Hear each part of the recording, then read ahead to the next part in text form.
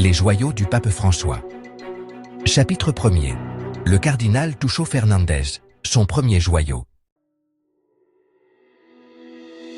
Un article publié par OSV News décrit la controverse croissante autour du livre « Passion mystique, spiritualité et sensualité », écrit en 1998 par le cardinal Víctor Manuel Fernández, préfet du Dicaster pour la doctrine de la foi. Ce texte, qui aborde la relation entre mysticisme et sexualité, contient des descriptions et des récits crus que certains spécialistes interprètent comme des signaux inquiétants d'un regard inapproprié et potentiellement manipulateur sur la spiritualité et la sexualité. De nombreuses victimes d'abus sexuels ont souligné comment le contenu du livre pouvait s'inscrire dans les schémas utilisés par les agresseurs pour familiariser leurs victimes avec des contenus sexuels, voire normaliser la dynamique de la violence sous couvert de mysticisme ou d'amour divin. Bien que Fernandez ait minimisé l'importance du livre, en le qualifiant d'erreur de jeunesse, les critiques estiment qu'il reflète un profil inquiétant, avec des limites éthiques floues, et soulignent que sa publication devrait donner lieu à une réflexion approfondie sur son aptitude à occuper son rôle actuel au sein de l'Église. Voici un résumé des principaux points de l'article. 2 victimes d'abus sexuels ont exprimé leur profonde inquiétude après la résurgence de la controverse autour du livre « Passion mystique, spiritualité et sensualité », écrit par l'actuel cardinal Víctor Manuel Fernández. Le texte, publié il y a plus de 25 ans, contient des chapitres sur la relation entre la spiritualité, la sexualité et l'orgasme, ainsi qu'un récit sur une jeune fille de 16 ans qui décrit une rencontre passionnée et érotique avec Jésus. Faith Akesley, victime d'abus commis par un membre du clergé, a déclaré que les extraits du livre qu'elle avait lus lui avaient semblé répugnants et lui avaient rappelé les arguments utilisés par son agresseur, qui justifiaient la violence en l'associant à la spiritualité. Bien qu'elle ne suggère pas que Fernandez soit un auteur d'abus, elle a souligné comment le langage utilisé dans le livre pouvait être interprété comme une forme de préparation à la fois spirituelle et sexuelle.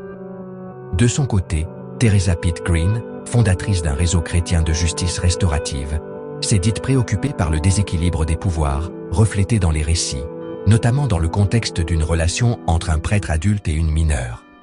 Elle a indiqué que le livre pourrait ne pas être conforme aux normes éthiques et de prévention des abus adoptés par l'Église au cours des dernières décennies.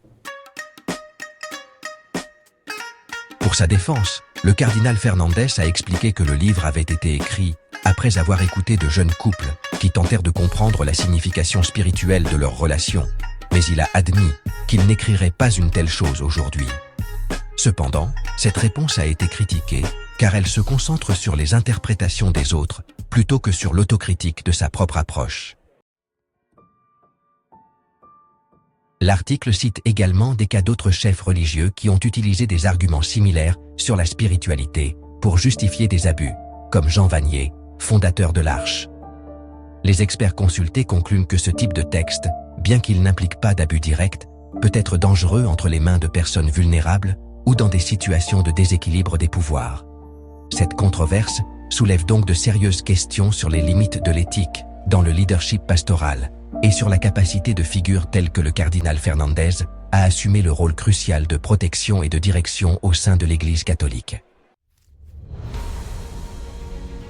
De la nomination du cardinal Víctor Manuel Fernández au poste de préfet du Dicaster pour la doctrine de la foi, malgré son passé controversé, soulève de sérieuses réflexions sur les priorités du pape François dans le choix des dirigeants de l'Église catholique. À une époque marquée par des décennies de scandales d'abus sexuels commis par le clergé, le choix d'un cardinal dont l'œuvre comprend des livres tels que « Passion mystique, spiritualité et sensualité » ou « Guéris-moi de ta bouche »,« L'art d'embrasser », des textes que beaucoup jugent inappropriés et étrangers aux normes éthiques de l'Église, crée une contradiction flagrante. Le Dicaster pour la doctrine de la foi est l'une des institutions les plus importantes de l'Église, chargée de protéger l'intégrité doctrinale et morale. Cependant, le choix de Fernandez, qui n'a pas de solides bases en théologie dogmatique et qui est largement considéré comme une figure controversée, semble ignorer la nécessité de nommer des dirigeants irréprochables, en particulier dans un contexte où la confiance dans la hiérarchie ecclésiastique est profondément ébranlée. Pourquoi le pape, en pleine connaissance du passé du cardinal Fernandez, décide-t-il de lui confier un poste aussi important? On pourrait faire valoir que cette décision est une réponse à la vision d'une Église plus pastorale et moins axée sur les rigidités doctrinales traditionnelles, ce que François a constamment promu. Cependant, beaucoup y voient un signe d'indifférence à l'égard des profondes blessures causées par les abus sexuels et à l'égard de la nécessité de transmettre un message clair de transparence et de responsabilité.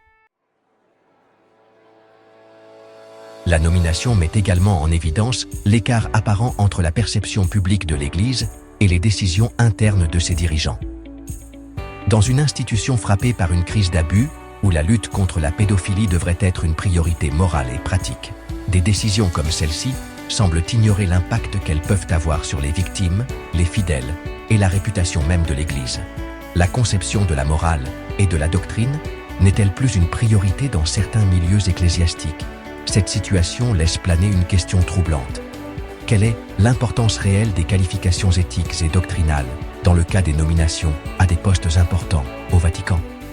Et, plus important encore, comment peut-on attendre des fidèles qu'ils fassent confiance à une Église qui semble ignorer des questions aussi fondamentales dans sa direction?